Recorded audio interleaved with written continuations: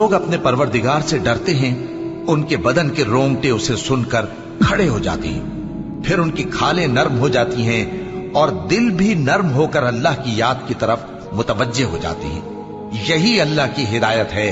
वो इससे जिसको चाहता है हिदायत देता है, और जिसको अल्लाह गुमराह रहने दे उसको कोई हिदायत देने वाला नहीं। भला जो शख्स क़यामत के दिन अपने चेहरे पर बुरे अजाब को रोकता हो, क्या वो वैसा हो सकता है जो चैन में हो? और जालिमों से कहा जाएगा कि जो कुछ तुम करते रहे थे अब उसके मजे चखो। जो लोग इनसे पहले थे उन्होंने भी तकजीब की थी, तो उन पर अजाब ऐसी जगह से आ गया कि उनको खबर ही न थी। फिर उनको अल्लाह ने दुनिया की जिंदगी में रसवाई का मजा चखा दिया, और आखिरत का अजाब तो बहुत ही बड़ा है।